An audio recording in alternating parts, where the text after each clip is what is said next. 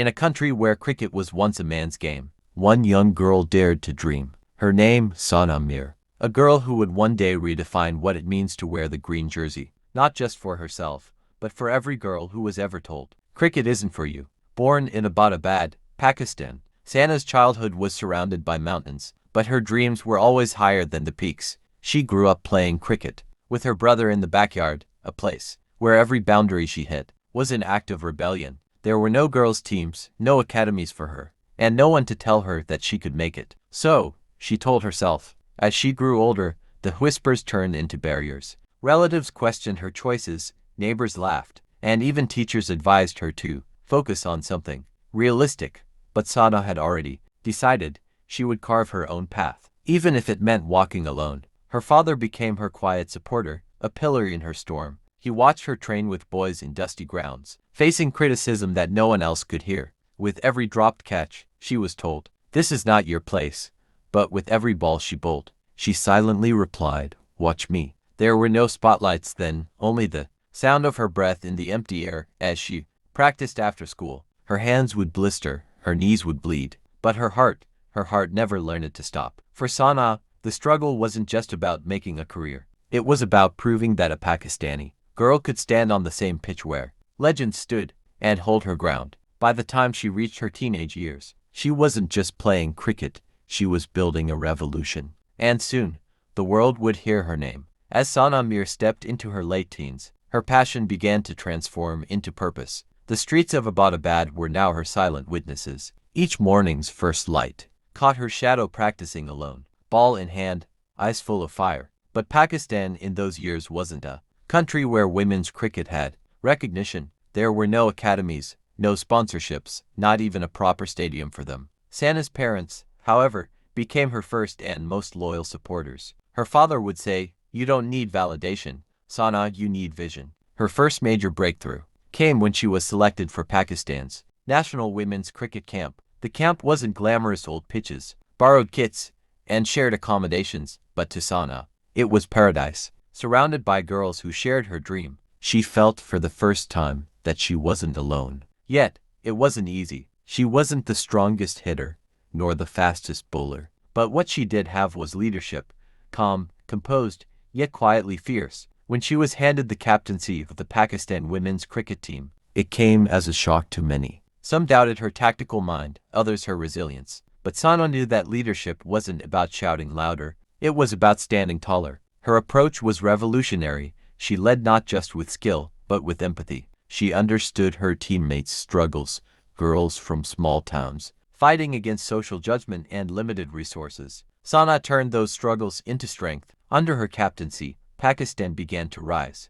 The 2010 Asian Games became the turning point. When Pakistan's women's cricket team clinched the gold medal, it wasn't just a victory, it was a declaration. Tears rolled down Sana's eyes as the green flag rose high. The national anthem played, and for a brief moment, the world watched, not men, but women, bringing glory to Pakistan. That win changed everything. Newspapers began printing her name. Young girls began holding cricket bats, and the idea of women's cricket was no longer a dream, it was a reality. But even in victory, Sana stayed grounded. "This is just the beginning," she said. And indeed, it was. The real challenge, consistency, respect, and recognition, was yet to come. After the 2010 Asian Games, Sana Mir became a name that inspired countless young girls across Pakistan. But her real test had just begun. Staying consistent in a world that often forgets women's achievements too quickly. Sana wasn't just a captain, she was an architect. She shaped an entire system where women could believe in themselves.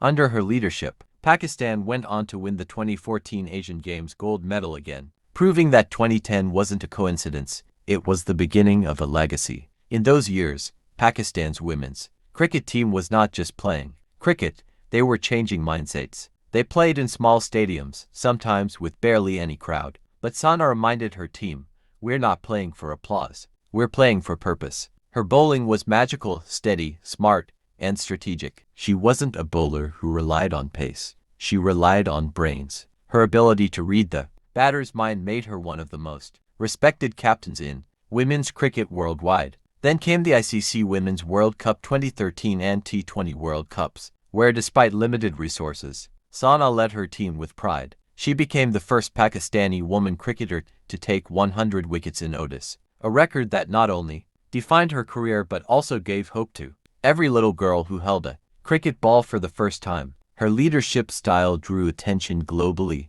She was often compared to great captains like Imran Khan for her vision, discipline, and determination. She didn't just represent Pakistan, she represented every woman who ever heard the words "you can't." Off the field, Sana became a voice for equality. She spoke fearlessly about the need for respect, pay parity, and representation for female athletes. She once said in an interview, "We don't need to be compared with men. We just need to be respected as athletes." Her humility shone through every success. Even when she received the Tamgha-e-Jamshid, one of Pakistan's highest civilian honors, she dedicated it to her team, saying, "This medal belongs to every girl who fought to play cricket in a society that told her she couldn't." But behind every medal was struggle, physical exhaustion, emotional breakdowns, and the constant battle for recognition. Yet Sana never complained. She knew she was walking a path that others would one day find easier. Because of her courage, by 2019,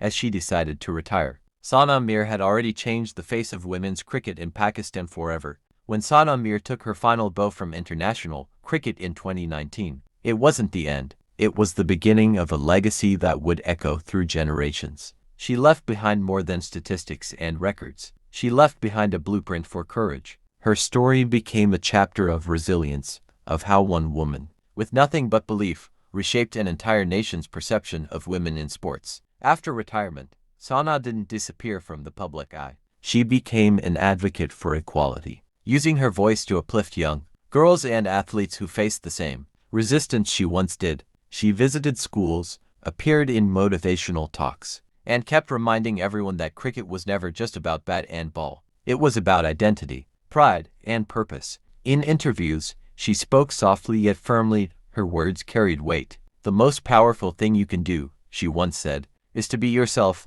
unapologetically and fearlessly." Under her influence, the next generation of Pakistani female cricketers began to dream bigger. The once empty stadiums started filling. The national team started gaining recognition, and every time a little girl picked up a cricket bat, she was unknowingly carrying a piece of Sana Mir's spirit. Her story continues to inspire not just athletes, but every person who feels limited by circumstance, gender, or society. She showed the world that dignity in struggle is just as beautiful as victory. Sana's humility remained unmatched. When asked what legacy she wanted to leave, she smiled and said, "If one girl dares to dream because she saw me play, that's my biggest win." In a world obsessed with fame, she chose impact. In a sport dominated by men, she became an equal. And in a culture that often silences women, she became a voice, calm, graceful, and unstoppable. As the sun sets on her playing days, the echoes of her footsteps still ring in every stadium,